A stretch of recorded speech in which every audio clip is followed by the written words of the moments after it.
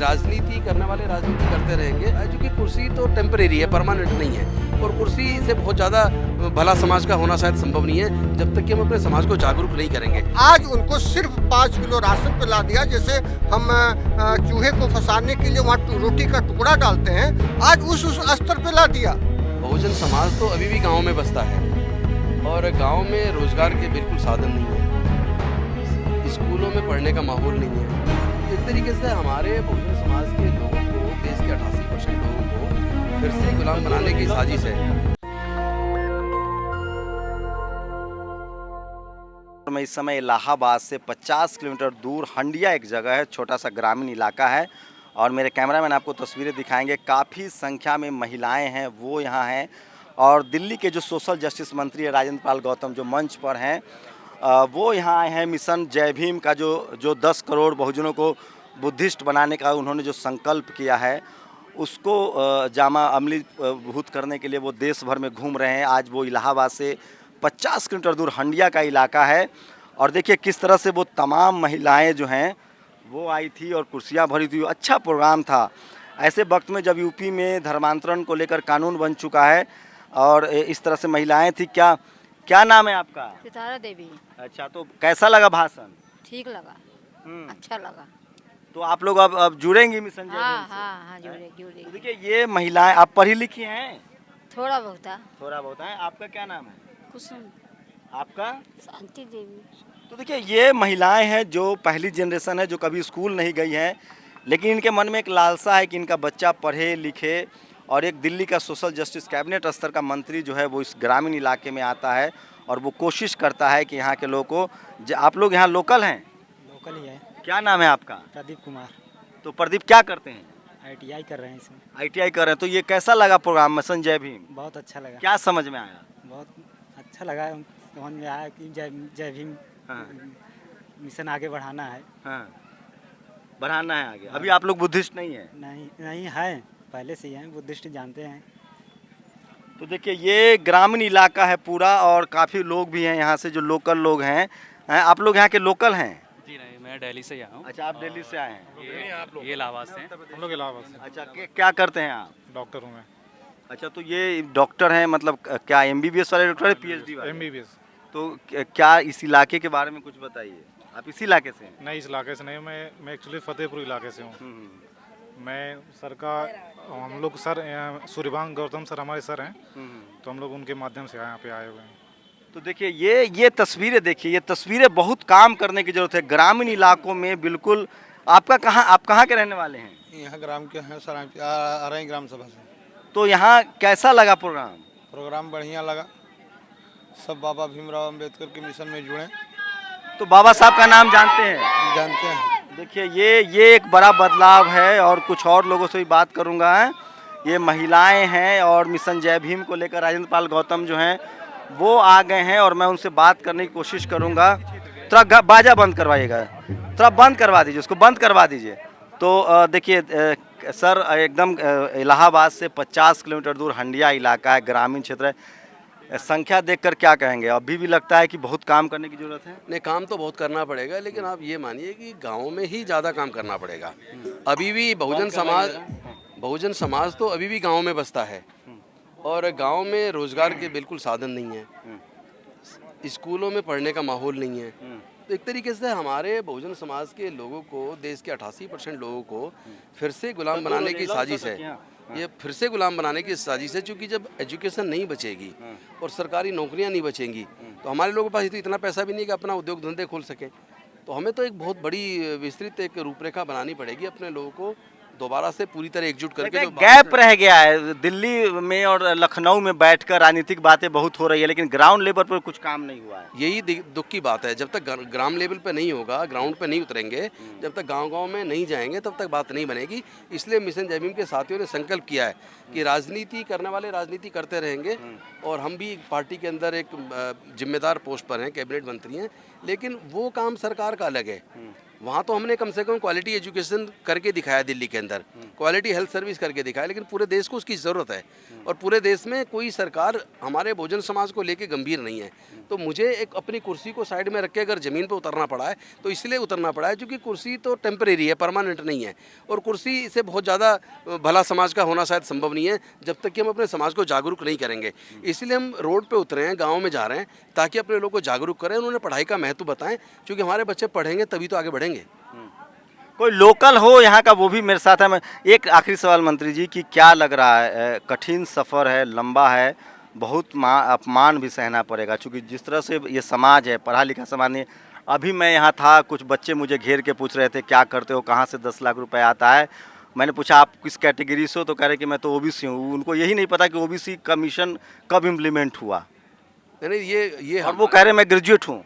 देखिए, जो हमारे समाज के SC ST OBC के जो पढ़े लिखे लोग हैं, ये तो उनका है, उनकी जिम्मेदारी थी कि जो पढ़े लिखे नहीं हैं उनको जाके पढ़ने की तरफ उनको प्रेरित करना, और क्या क्या उनके लिए मिला और किसकी कुर्बानी से मिला, इस बात का उनको एहसास कराना। नेताओं ने लगता है दिल्ली जाने के बाद, लखनऊ जाने के बाद, लोकसभा विधानसभा जाने के बाद रास्ता भूल जाते हैं गाँव। देखिए, 2 तरह के लोग हैं। एक तो वो है जो गांव से जाके गरीबी से निकल के नेता बने और उधर फिर पैसे की चकाचौंध में वो अंधे हो गए। एक वो है जो शहर में पैदा हुए, पढ़े लिखे, और उनको ये एहसास हुआ कि हमारे केवल अकेले के आगे बढ़ने से काम नहीं चलेगा, पूरा समाज पिछड़ रहा है। राजेंद्र पाल गौतम जी से मेरी लगातार बातचीत होती है। मैं आज ग्रामीण इलाका दिखाऊंगा कि क्या करने की जरूरत है और क्यों आपको जो लगता है इस देश में वो लोग जो 5% या 10% जिनकी आबादी अगर वो सत्ता के शीर्ष पर हैं, चाहे वो CM PM का मामला हो या कलेक्टर DM का मामला हो, तो आपको समझना पड़ेगा। मंत्री जी से तो बात करते ही रहेंगे। शुक्रिया सर हमें समय देने के लिए। क्या लग रहा है भाई? मैं तो बहुत दुखी हूँ, मैं तो अपने गांव भी कभी नहीं लौटूंगा। स्थिति बहुत भयानक है। वास्तव में स्थिति बहुत बेकार है, और आज के वास्तव में जितने युवा खड़े हैं आप देखेंगे सबको चाय पीने तक के पैसे नहीं है, और सब 2-4 हज़ार नौकरी के लिए तरस रहे हैं। कहीं 2-4 हज़ार 6 हज़ार नौकरी मिल जाए तो हमारी रोजी रोटी चले, और किसी तरह से अपना जीवन यापन कर रहे हैं। तो ये पिछड़ों की हालत है, दलितों की हालत है, आदिवासियों की हालत है। सवर्ण समाज के लोग तो शहर में हो, गांव में, उनके पास तो संपत्ति है, वो उनके पास संपत्ति, वो पूरी तरह से सक्षम है, वो पूरी लेकिन तरह से। आपके युवा समझ नहीं रहे, वो हंसी मजाक में उड़ा रहे हैं इस तरह के आयोजनों को। उनको लगता है भीड़ नहीं है, कोई रैली नहीं है, जहाज नहीं आया। आवश्यकता ये है कि एक तरफ समाज के एक वर्ग जो है, जो जिसको आप श्रवण कर रहे हैं या जिसको चला कर रहे हैं, लगातार ऐसी व्यवस्था कर रहा है जिससे हमारे युवा न तो पढ़ पाएँ न तो रोजगार पा पाएँ। अब आज उनको सिर्फ 5 किलो राशन पे ला दिया, जैसे हम चूहे को फंसाने के लिए वहाँ रोटी का टुकड़ा डालते हैं, आज उस स्तर पे ला दिया।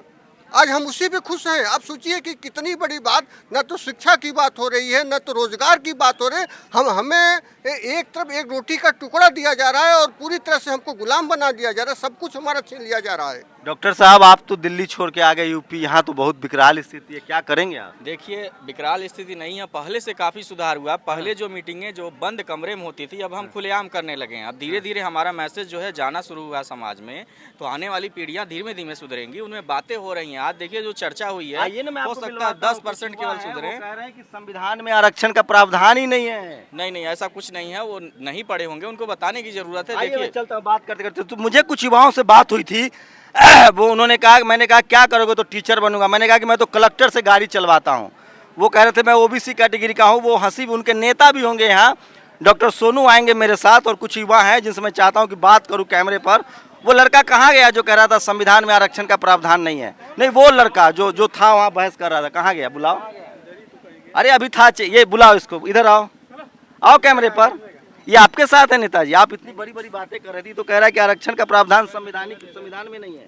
नहीं, ऐसा मुझे उम्मीद और विश्वास है कि ऐसा नहीं कर सकते। कोई उनको उगलाया होगा, कोई फुसलाया होगा, वो होशो हवास में नहीं होंगे तब ऐसा शब्द कहें। क्योंकि हमारे जितने भी नौजवान साथी हैं सब बुद्धिजीवी इलाहाबाद विश्वविद्यालय के छात्र हैं, सब जानते हैं पूरे 85 हम। आप पिछड़ी जाति से हैं, OBC के बच्चों की ये स्थिति है। ये लोग कह रहे हैं कि संविधान में, मैंने पूछा मंडल कमीशन कब इम्प्लीमेंटेशन हुआ, तो कह रहे हैं कि ये तो बहुत पहले हो गया था। नहीं, ऐसा कुछ नहीं है। उसमें भी बहुत 77 में जब कमीशन का सिफारिश की गई, उसमें भी बहुत टाइम लगा। तमाम हम लोग को OBC आरक्षण जो है 97 में मिला, और सेंट्रल 92 में, और सेंट्रल में जो कहेंगे वो 2006 में मिला। 2006 में मिलने के बाद भी अभी सेंट्रल स्तर पर ऑल इंडिया PMT में नीट में आरक्षण अभी मिला है हमें। 27%। आप देखेंगे टीचर वैकेंसी में जिसमें हमारे लोगों को आरक्षण अच्छे से इम्प्लीमेंट नहीं किया गया, नहीं तो 27% लोग हमारे होते। मैं तो कहता हूँ उसमें जो अनरिजर्व सीटें एक बार निकाल दी जाए, अनरिजर्व लिस्ट, उसके बाद ओबीसी SC ST निकाल दी जाए। लेकिन इन्होंने क्या किया है, ओबीसी के वर्ग को और जनरल में जाने नहीं दिया है, SC के वर्ग को जनरल में जाने नहीं दिया है, जिसकी वजह से घाटा हमारा लगातार होता रहा है। इनको आप इतना शानदार भाषण दे रहे थे, ग्राउंड पर तो आपका काम आप लोग का जीरो है। मैं तो बहुत दुखी हूँ देख के ग्रामीण इलाकों में। इलाहाबाद में काम नहीं करते हैं आप, फिर इलाहाबाद में आप काम नहीं करते हैं। मैं क्या बताऊं, आप 2 दिन रहिए, 2 दिन इस इलाहाबाद के इर्द गिर्द या इलाहाबाद में किसी आम व्यक्तियों से पूछिएगा जितेंद्र धनराज के बारे में, तो वो बताएगा। मैं क्या बताऊं कि मैं ग्राउंड पे हूं कि ऊपर हूं, तो मैं कितने लोग यहाँ अम्बेडकर साहब को जानते हैं भाई? हाथ उठाइए जरा, सब लोग।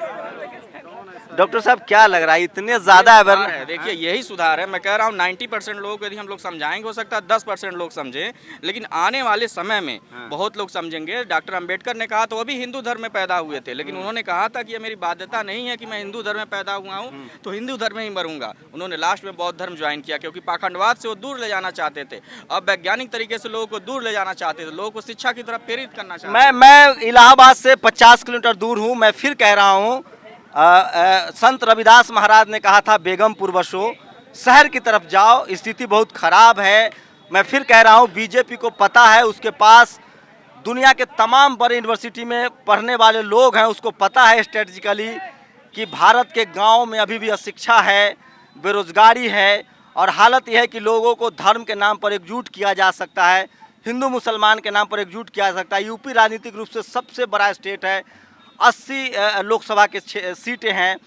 भारत का प्रधानमंत्री का जो कुर्सी है प्रधानमंत्री की, वो यूपी की गलियों से जाती है। मैं फिर कह रहा हूँ, मैं आज इलाहाबाद से 80 किलोमीटर दूर आके एकदम कंफर्म हूँ कि अब इस देश में धर्म की राजनीति जो है वो और चलती रहेगी, और इस देश के वो तमाम अल्पसंख्यक लोग जिनकी आबादी 10% है वो सत्ता में रहेंगे।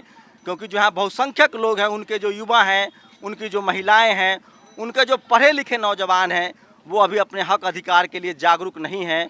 वो अभी रोजी रोटी नौकरी चाकरी नहीं सोच रहे हैं, उनके पास टीवी अखबार भी नहीं है जो उनकी ये सारी बातें बताए। मैं फिर कह रहा हूँ, इस देश में जो फुले पेरियार अम्बेडकर का सपना है, चाहे पेरियार ललई सिंह यादव हो, रामस्वरूप वर्मा हो, सोनेलाल पटेल हो, इन तमाम लोगों ने जो कुर्बानियाँ दी हैं, उसका लक्ष्य पाना बहुत मुश्किल होगा। क्योंकि बहुसंख्यक आबादी के जो युवा हैं, उनको अभी नहीं पता है कि सत्ता की कुर्सी तक कैसे पहुँचा जाए, उनका हक अधिकार क्या है।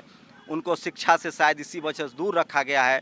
और जब तक SC ST OBC माइनॉरिटी के वो लोग, चाहे वो डॉक्टर हो, इंजीनियर हो, प्रोफेसर हो, नेता हो, वो ग्रामीण इलाकों में आके अगर अवेयरनेस कैंपेन नहीं चलाते हैं, समाज सुधार का आंदोलन नहीं चलाते हैं, तब तक इस देश का 90% आबादी जो है वो इस देश में 2म दर्जे का नागरिक बना रहेगा। मैं आज कन्फर्म कह रहा हूँ कि ये लंबा संघर्ष है, और जब तक इस देश के जो शहरी अर्बन में जो बहुजन समाज के लोग रहते हैं, अगर वो गाँव की तरफ आंदोलन नहीं चलाते हैं तो वो सत्ता से दूर रहेंगे। क्योंकि गांव में उसी तरह की अशिक्षा है, और धर्म के नाम पर लोगों से वोटिंग हो रही है, वोट लिया जा रहा है, और उनके हक अधिकार की बात करने वाला कोई नहीं है। आप लोग की क्या प्रतिक्रिया, अपनी प्रतिक्रिया जरूर दीजिए। कैमरामैन आशीष के साथ शंभू कुमार सिंह, नेशनल दस्तक, हंडिया का ये विधानसभा क्षेत्र है, इलाहाबाद। नेशनल दस्तक की आपसे गुजारिश है कि अगर इसको बचाना चाहते हैं तो नेशनल दस्तक को सब्सक्राइब करने के लिए रेड कलर के सब्सक्राइब बटन को दबाएं, फिर बेल आइकन की घंटी दबाएं। नेशनल दस्तक को बचाने के लिए बहुत जरूरी है कि हर खबर को शेयर करें, लाइक करें, कमेंट जरूर करें।